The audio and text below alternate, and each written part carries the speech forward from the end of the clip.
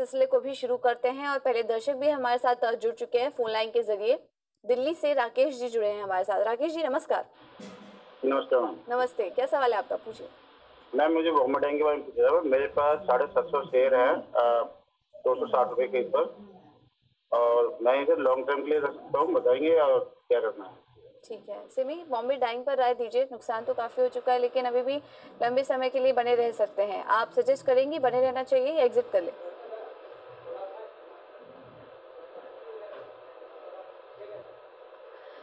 देखिए, बात यह है कि इसमें जो ट्रेंड है वो नेगेटिव नहीं है, वो एकदम फ्लैटिश ट्रेंड है जिसका बेस 80-84 के आसपास है और रेजिस्टेंस 120-125 के आसपास है। आप जैसे कह रहे हैं कि आपको टाइम देना है इसमें, तो आप 80-84 का स्टॉप लॉस के साथ आप बैठे रह सकते हैं, पर कितना पोटेंशियल है करंट लेवल से वो मैं नहीं बता पाऊंगी। 120-125 क्रॉस करने के बाद ही इसमें कुछ अच्छा मोमेंटम देखने को मिल सकता है। तो मेरे ख्याल से यही होगा, यही अच्छा होगा। अगर आप उस लेवल तक कोई रैली मिलता है आपको, तो वहाँ पे एक बार एग्जिट करने का सोच सकते हैं। फिलहाल तो मैं होल्ड करने का सलाह दे रही हूँ आपको। 80 या 84 के नीचे स्टॉप लगा के बैठना है।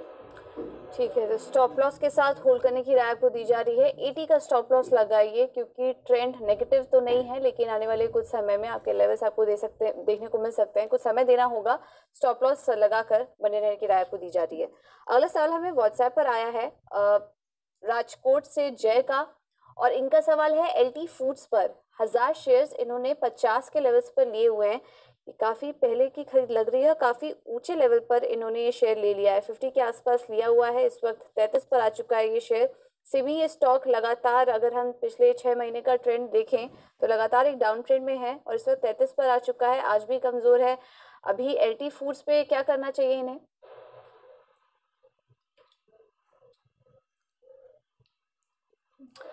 चार्ट तो बेहद वीक है पूजा, और मुझे लगता है कि ऐसा स्टॉक में बैठ के इंतज़ार करना भी बहुत मुश्किल है, नहीं करना चाहिए। ये कैपिटल और आपका लेके चला जा सकता है। इसका जो भी ट्रेंड बन रहा था, जो भी इसका चार्ट में पॉजिटिव सेंटिमेंट बन रहा था, वो वापस से देखने को मिलेगा जब ये स्टॉक वापस से 40 से 45 का रेंज क्रॉस करके सस्टेन करेगा। अभी का जो सिलसिला है, क्योंकि मार्केट का भी साथ नहीं है, तो इसलिए मुझे लगता है कि शायद 40-45 का लेवल क्रॉस करना इसके लिए मुश्किल होगा। तो आप फिलहाल तो बैठिए, पर एक रैली आपको मिलता है, स्टॉक अगर 40-45 में वापस जाएगा तो आप एक बार वहाँ पे एग्जिट करने का सोच सकते हैं। ठीक है, तो ये राय एलटी फूड्स पर आपको दे दी गई है। एक बार मेटल शेयरों में देख लेते हैं, वहां पर एक अपडेट ले लेते हैं। एकाएक गिरावट आई है, वेदांता, हिंडाल्को, एनएमडीसी सभी में दबाव आया है और मेटल शेयरों में दबाव बढ़ा है और इस वक्त दिन के निचले स्तर पर सभी कारोबार कर रहे हैं। हिंडाल्को 4.5% नीचे है, वेदांता में कमजोरी आई है, एनएमडीसी कमजोर है, एकाएक यहाँ पर भी बिकवाली हावी हुई है और मेटल शेयरों में गिरावट बढ़ चुकी है। सिमी यहाँ पर राय दीजिए, जिनके पास ऑलरेडी हैं ये शेयर, क्या करना चाहिए अभी, और इनमें से कोई स्टॉक है जो कि इस गिरावट में भी आपको खरीदारी के मौके जहाँ पर दिख रहे हो?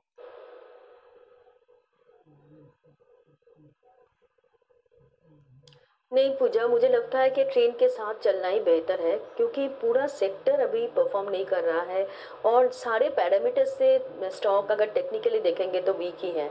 तो मुझे लगता है कि ट्रेन के साथ ही जाना बेहतर है। बहुत पहले लिया है, बहुत लॉस हो रहा है उन लोगों के लिए दूसरा बात है, हो सकता है कि स्टॉप लॉस के साथ आप इंतजार करेंगे और थोड़ा बहुत रिलीफ रैली मिलती है आप लोग एग्जिट करेंगे।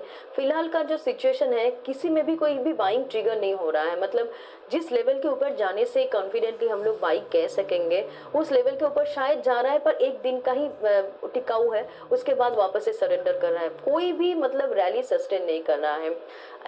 एटलीस्ट मेजर जो 3-4 स्टॉक है, टाटा स्टील, हिंडाल्को, वेदांता, जीएसडब्ल्यू, सारे में एक ही प्रॉब्लम है, कोई भी रैली मिलता है तो दूसरा दिन ही खत्म हो जाता है। तो इसमें अभी बाई करके कोई फायदा नहीं है, स्टे आउट।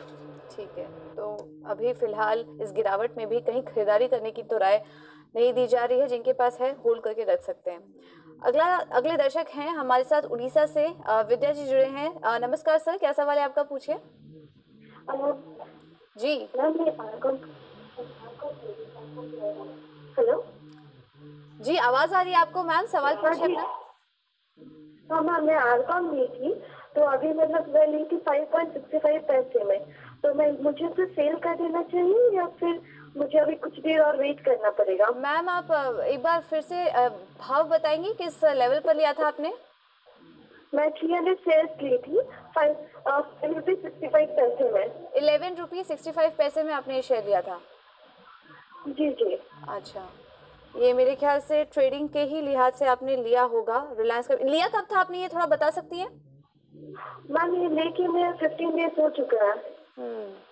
रिलायंस कम्युनिकेशन, वैसे तो हम राय यही देते हैं कि अगर ऐसा कोई शेयर आपने लिया है जो लगातार नेगेटिव खबरों में है और लगातार डाउन ट्रेंड जहाँ पर है, हम अक्सर दर्शकों को ये सुझाते हैं कि अगर आप ट्रेडिंग कर रहे हैं तो स्ट्रिक्ट स्टॉप लॉस के साथ खरीदारी करिए। 15 दिन पहले इन्होंने लिया हुआ था रिलायंस कम्युनिकेशन, पिछले कुछ समय से नेगेटिव न्यूज़ में है भी, और इस वक्त ₹5 के आसपास ये स्टॉक पहुंच चुका है। सिमी, क्या करना चाहिए, इन्हें एग्जिट कर लें?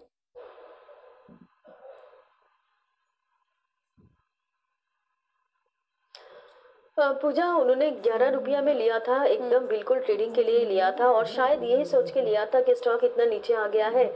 कुछ महीने पहले, कुछ साल पहले ये स्टॉक 250-300 का हुआ करता था, एक बार लेके देखते हैं। पर ये ठीक स्ट्रैटेजी नहीं है, क्योंकि ये स्टॉक ऐसा है कि धीरे धीरे इसका जो भी है वीकनेस का ही न्यूज़ आता है और कोई भी रैली आता है तो वो सस्टेनेबल नहीं होता है। मुझे लगता है कि ऐसा स्टॉक एटलीस्ट पोर्टफोलियो में शामिल करना भी बेकार है।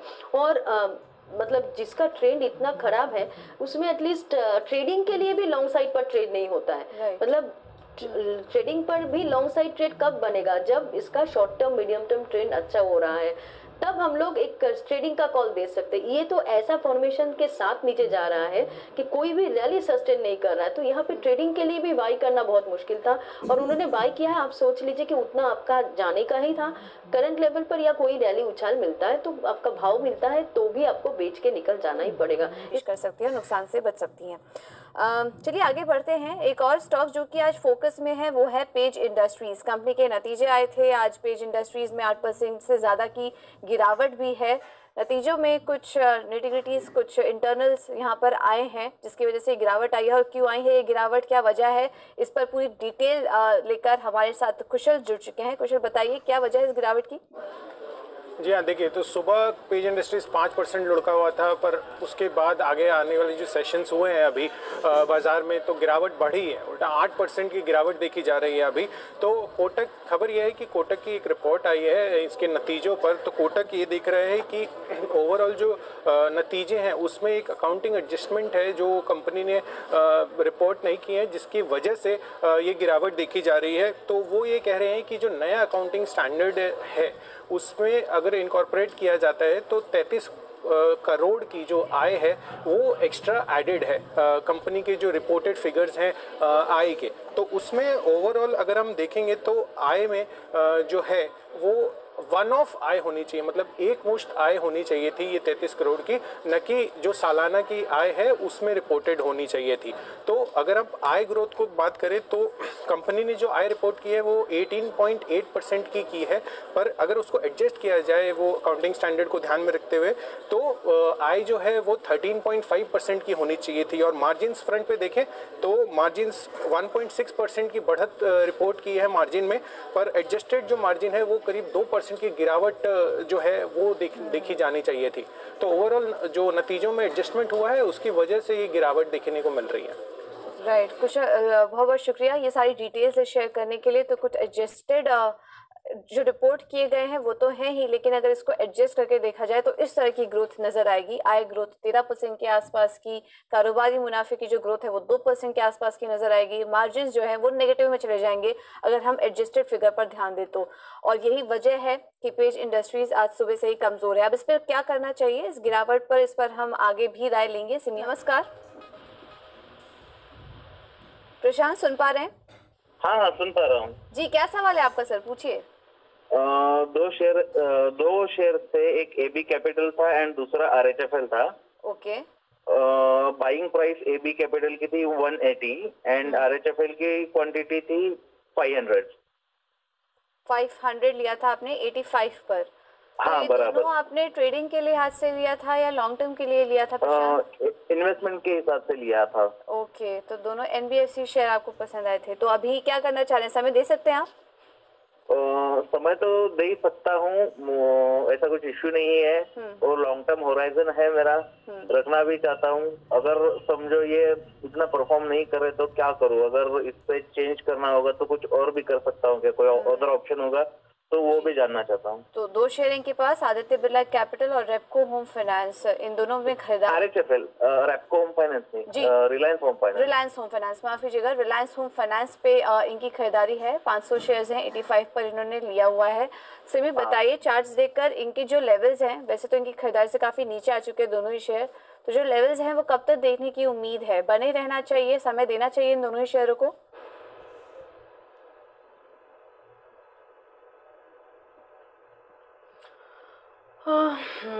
एटलीस्ट टेक्निकली पूजा दोनों शेयर काफ़ी वीक है। अगर ऐसा चार्ट देख के दूसरा शेयर को मैंने एग्जिट करने का सलाह दिया है तो एटलीस्ट टेक्निकली एबी कैपिटल और रिलायंस होम फाइनेंस किसी में भी होल्ड करने का सलाह नहीं दे सकती, क्योंकि दोनों का ही चार्ट अगर देखेंगे, मैं जो चार्ट देख रही हूँ एबी कैपिटल का, since Inception it is trending down, तो ऐसा चार्ट में बाई कॉल भी देना मुश्किल है और होल्ड का सलाह भी देना बहुत मुश्किल है। ये तो एबी कैपिटल का सिलसिला रहा।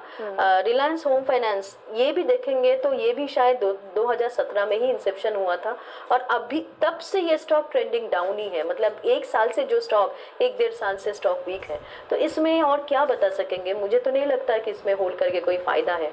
बेहतर यही होगा कि आपको कोई उछाल मिलने से या करंट लेवल पर एग्जिट करके कोई दूसरा ऑप्शन ले सकते हैं। ठीक है, तो करंट लेवल से एग्जिट कर लीजिए या फिर कोई भी उछाल मिलता है तो एग्जिट कर लीजिए और किसी अच्छे स्टॉक में निवेश करने की राय आपको दी जा रही है। तो फिलहाल इतने ही सवालों को हम शामिल कर पाएंगे, लेकिन जाते जाते सिमी आपकी तरफ से कुछ ट्रेडिंग आइडियाज?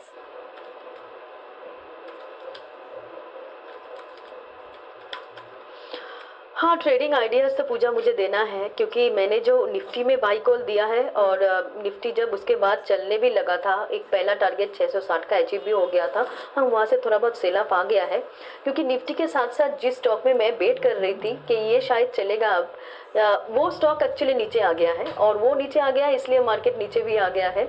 मैंने जो स्टॉक आज चूज करने का सोचा था पूजा वो ITC था, क्योंकि ITC 275-74 के आसपास हमेशा से सपोर्ट ही लेता है। आज भी ले रहा था सुबह सुबह, पर अचानक क्या जाने इसमें थोड़ा बहुत सेलिंग आ गया है।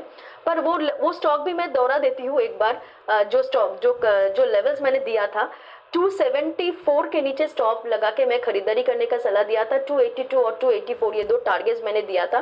तो हो सकता है अगर स्टॉप लॉस ट्रिगर हो जाएगा तो आप लोगों को एक ITC से निकल जाना पड़ेगा, नहीं तो इंतजार करें, क्योंकि ये स्टॉक अगर स्टॉप लॉस ट्रिगर नहीं किया और जब मैं यहाँ से निफ्टी में एक रिकवरी एक्सपेक्ट कर रही हूँ, हो सकता है कि ये जो टारगेट्स मैंने छोटा छोटा दिया है अचीव हो जाएगा।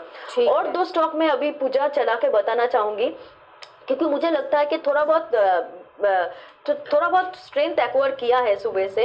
एक तो वोल्टास रिजल्ट्स के बाद से ये पॉजिटिव टेरिटरी में है, अभी 522-521 के आसपास फ्यूचर्स में है। डे लो के नीचे स्टॉप लगा के खरीदारी करने से मुझे लगता है कि अगर डे लो दोबारा से नहीं टूटता है तो वोल्टास के लिए 535-40 का लेवल पॉसिबल है अचीव करना। ये आज के दिन के लिए नहीं होगा, तो कैरी कीजिए मंडे तक। और दूसरा स्टॉक रिलायंस, क्योंकि ITC अगर साथ नहीं दिया और निफ्टी को अगर 10,600 का लेवल होल्ड करना पड़ेगा तो रिलायंस को साथ देना पड़ेगा। तो रिलायंस है, तो रिलायंस को करंट लेवल पर खरीदने का सलाह होगा। 1223 का लेवल है स्पॉट में। रिलायंस, ITC और वोल्टास। ITC को खरीद सकते हैं आप, लेकिन स्ट्रिक्ट स्टॉप लॉस के साथ खरीदिए, और इसके अलावा रिलायंस और वोल्टास में भी आप खरीदारी कर सकते हैं।